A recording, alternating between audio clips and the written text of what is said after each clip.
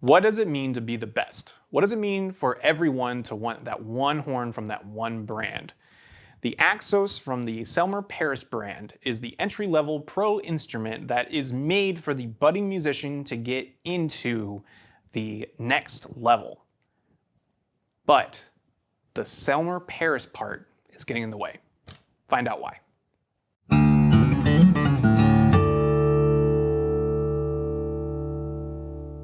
Howdy everybody, my name is Andrew King. We are here at Alamo Music in beautiful downtown San Antonio. Don't forget to visit us at alamomusic.com where we have this saxophone available, the beautiful, gorgeous, absolutely sublime 54 Axos. Selmer Paris, this is their introductory model made in their factory in Monte-la-Ville.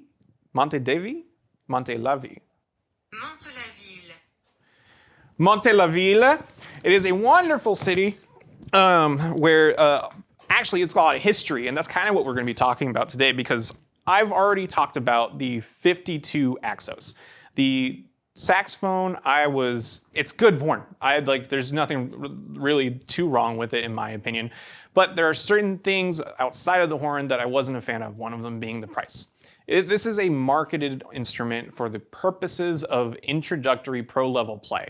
It's made to basically be the entry point into the Selmer Paris line, but the price point is just a little too high in my opinion compared to the competitors that are just plainly as good, if not better, than what is coming out here, but it's all being carried by the Selmer Paris brand.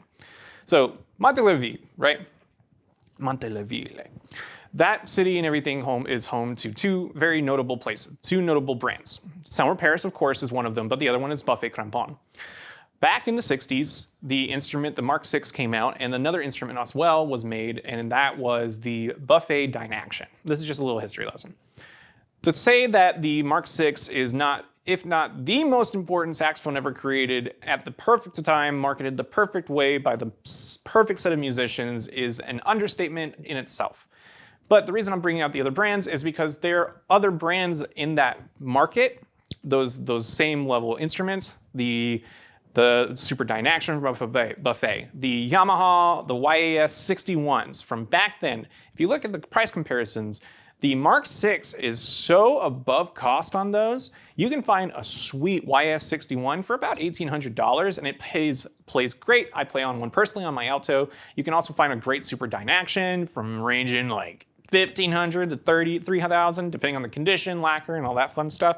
There's tons of great instruments out there, but the Mark VI is legendary. It's a collector's item more than anything, and Selmer Paris definitely knows that. So when you talk about saxophone and you talk about it with most professors or anything like that, you're going to hear about the Selmer Paris saxophone. It is core to their brand, their image, and how they've presented themselves over and over. Currently, right now, there are about 4 or 5 different saxophones in the Selmer Paris line that we can notably talk about. One is going to be the Axos, which is their introductory brand and everything. The next one is going to be their Series 3. Fantastic horn, comes off of the Super Action 80 Series 2. Then you get into your reference models like the Reference 54, 54 Axos, kind of the same kind of brand thing. And then you get into the Selmer Supreme, which is their elite horn, $8,000 plus, all that kind of stuff. They're just coming out with the Tenor Supreme. And so there's a lot of history with that. The marketing for it has been fantastic so far. I'm very excited to try out the instrument myself. We'll see how it goes. The reason I'm bringing that all up is there's a lot to Selmer Paris. And so when you're getting into these introductory instruments, you want to get the best you can get. And so you're going to get that instrument. The problematic part, and with that, is that these Selmer instruments, in my opinion, are not up to snuff with the price point that is at that level, and they are not at the same quality or shipping or anything like that that is done with Yamaha, with Yanagisawa, or any of the instruments that are being sold at that same price level and being used as the same way. And I can tell that by a lot of how these instruments are manufactured and packaged. Let's talk about 2 of the main issues I have right now. So This Selmer Saxophone is packaged in its case, and it's using certain kind of packaging remnants, right? It's using a very special kind of styrofoam kind of material, not like packing cork, which is not a problem in itself, but the reason that's a problem is because they're using large blocks. And what's happening is they're only protecting the bell keys, which are typically you want to protect for sure. Your upper keys up here, making sure they're sealed. But the problem is your F, E, and D key are all completely still bare and open when you open the case. I unpacked this from the box, tore it open, box cutter, all that kind of stuff, wrapped up the bag, got the bag off, all that kind of stuff. And these keys right here, completely bare open. So if you're gonna be buying this thing brand new, please make sure that this instrument is worked on by a tech, is at that store, at that retail location, because the instrument is not gonna be very emblematic of its true qualities if it's not done before you buy it, unfortunately. With that being said, if you look at stuff like Yamaha, if you look at stuff like Yanagasawa, this is not the case. Those are definitely going to be packaged more carefully, a lot of zip going on, and you get a lot more out of it. It's just for a lesser price. In the Tenor's case, you have the YTS62, which is going around 3,800, give or take. Then you have this one, which is going for about 4,400, and then you got the TW01, which I think is going to be more in line with those. I do think it's a better instrument overall than the other two, but if you're an entry-level pro player or just looking for your long-term horn, you kind of want something that's going to be taken care of when you buy it. You just want that. So when you're having the top-of-the-line Selmer brand image with a less than stellar manufacturing done on it, other things that I'm not a huge fan of on this one, the texture of the etchings for sure. They're just really rough. I don't know if you can hear it, but it's very almost sand-like. I don't know, nothing's coming off or anything like that, but I'm not a huge fan of that. I do think that a little more care should be put into that, especially if you're going to be spending like $4,400, tax, all that fun stuff. But that is another, like a personal thing I have for it. Now, as far as the horn itself and the playability, it's great. I mean, it's a good horn. It's not going to fail you. The ergonomics on it are fantastic. It feels great, especially on the upper end of the instrument. I'm a huge fan of it. When I play it, the notes that pop on the top of the instrument are phenomenal. I feel like I'm playing, as soon as I hit my high E, I felt like I was playing out to my palm high E. I felt a phenomenal wave. Just the way the sound went out, the way the instrument sang, it's great on that end. The lower end is great too. It's not as good as the top end, but that's kind of more of a Selmer thing. The intonation is good as well, going up and down in my opinion.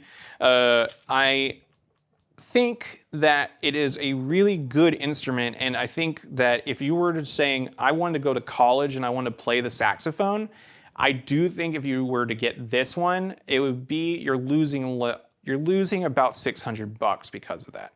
I do think that a YTS62 is a more worthy investment in this case, or again, if you can get one, a TW01 is more than worth that extra couple $100.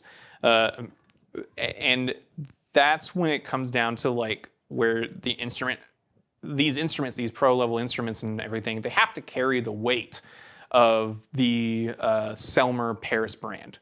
And that has to be part of what we talk about. I don't think this is up to snuff to what it should be when it comes to these. I'm gonna let you guys have a listen to the horn, see what I can do on it, whatnot.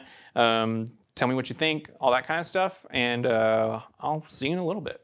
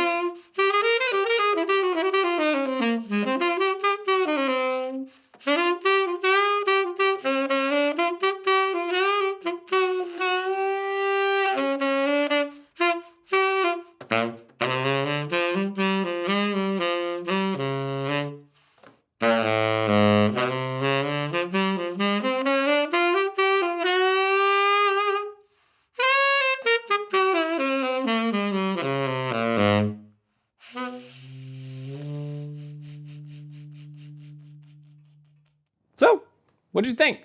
I think this plays great. I think it's a good entry-level horn. I just don't think the price tag is reflective of the quality that you're wanting from that kind of price.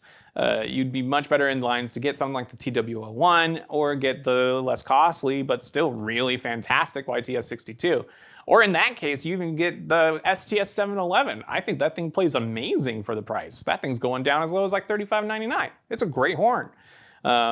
There's tons of options available, but that's just what it comes down to. If you're going to be the top brand and the brand that you think of when you think about saxophones, there's just a certain level of quality that I'm going to expect when I spend that kind of money. So either way, thank you so much for watching today. I really appreciate it. Please leave a comment. What did you think?